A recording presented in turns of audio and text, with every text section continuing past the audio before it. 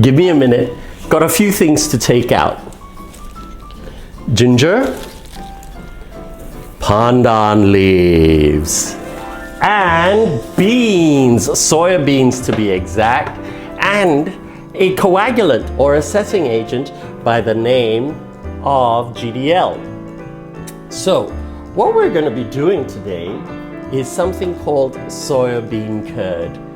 Well, not exactly today, because you'll probably notice that my t-shirt in this intro is actually not the same as the t-shirt I wore on the day that I made it. But having said that, I hope you enjoy this segment. It's soybean curd. It's a really popular snack food dessert in Asia. And basically what it is it's a very soft set tofu, plain, unsweetened, and then you put a ginger pandan sugar syrup in it, or a jaggery ginger syrup. So, I hope you enjoy it. Come find your joy with me. I'm using my Opus 88 today. I love this pen. I'm actually unscrewing the top because it's actually a demonstrator. So it needs the vacuum unsealed so that the ink can flow through. Holds a lot of ink, and it really writes beautifully thanks to the German-made Yovo nib. So this is actually a Taiwanese-made pen, but great pen to write with, and I love it. The first step in making tofu fa is getting the soybean. You want pure, unadulterated soybean milk. No additives, no sugar. What I'm doing over here is actually opening it and pouring it as close to the surface as possible so that it doesn't froth. You don't want any froth, because the froth basically translates into bubbles, which then after that sets that way and causes coarseness. So pour it as close to the surface as possible, and then add some water, and Bob's your uncle, you're ready to give it a good boil. You want to bring this to about 80 degrees Celsius. 80 degrees Celsius, because that's the point when GDL actually quicksets. Turn it on to high heat and plonk in your pandan leaves. Here you're going to be mixing up your GDL with water. The Glucono Delta Lactone is actually a natural ingredient. It actually comes about from the fermentation of rice or maize using a fungus that is used in commercial production of all these soluble acids. It's actually something that's been used in tofu making forever and ever. So here we are. We've measured out 3/4 of a teaspoon of GDL. It dissolves readily in 2 tablespoons of water, and you're ready to go. This makes a slight acidic solution, which you will then pour into the soybean milk, the heated soybean milk, to curdle it. Now the next bit is actually quite traditional. Get a piece of cloth large enough to cover your lid from the bottom so that the steam which comes up from the hot tofu fa doesn't condense and drip back onto the surface. So it leaves a really nice and smooth surface. Usually what happens is you will have a little bit of froth on top, so it will set a little coarsely on top, but that can be quickly scooped off, and underneath you will have smooth as a baby's bottom tofu fa. Once you've wrapped your lid, make sure it fits nicely on the pot, and go back and stir your soybean milk. You don't want this to stick. There's lots of natural sugars in there, and if you leave it for too long, it will stick. So stir it occasionally. Now, while we're waiting for the soy milk to boil, and all it is soy milk, unsweetened, no additives, while we're waiting for that to boil, I would like to share with you a little thought of the day, and basically it's from John Steinbeck's East of Eden. It really caught my eye, and I made a note of it on my phone. Basically, It says, now that you don't have to be perfect, you can be good.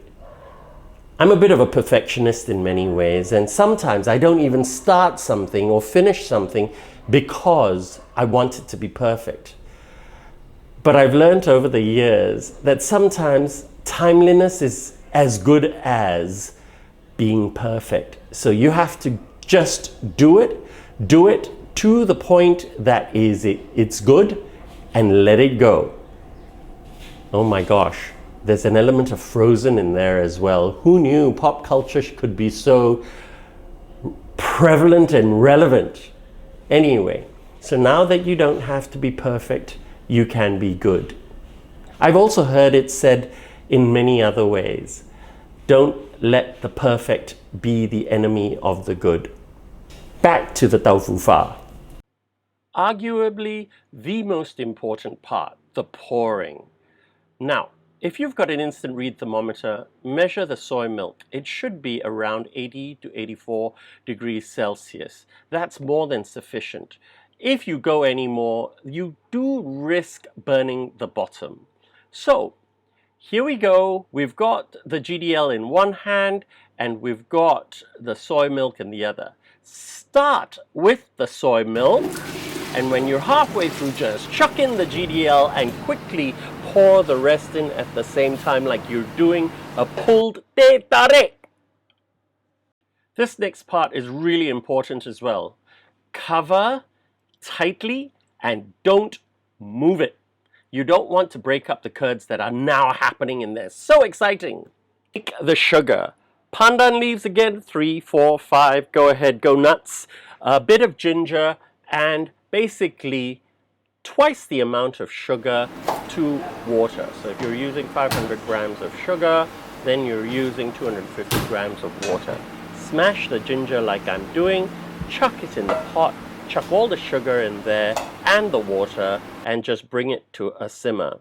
Now, you can actually use brown sugar or gula melaka as well. If you're using gula melaka, put a couple of tablespoons of white sugar in there as well, because what happens is good gula melaka is slightly fermented, so you do taste a little bit of a tang. The white sugar cuts that tang, and you get a nicer tasting brown sugar syrup. But enjoy this part. Put as much ginger as you want, put as much pandan as you want. Go nuts! Just swirl the sugar around like this. It's fine. I've actually got another jar already, so I just add to my jar of sugar syrup, but I always sieve it. And yes, I was feeling a little weak, so opening that bottle top was a little difficult that day. Once you've sieved it, you can actually take the chunks of ginger and put it back into the sugar syrup to continue steeping. I love that strong gingery taste. Sometimes if you get really good quality ginger, we have a ginger here in Malaysia called bentong ginger, and that is really just slightly spicy as well. It really goes really well with the neutral, smooth, silky tofu fa. You open it after 30 minutes and it jiggles like that. If you see those little sort of coarse bubbles at the top, don't worry too much about it. Just skim it off and you can see the smooth as your baby's bottom tofu fa. I keep on saying that, but it's true. It's so darn smooth. Look at that. So you want to cut it into very thin leaves and put it into a bowl. This is basically tofu, but it's just got a higher water content. It's perfectly good for you. It's absolutely neutral, so it goes with pretty much anything. And what I like is this white ginger syrup. This is very traditional. But having said that, you could do a brown ginger syrup. I'm sure you could do other syrups as well to go with it. In any case, thanks for watching. Please subscribe. YouTube would like you to like my videos, so smash it now. Thanks very much. See you soon.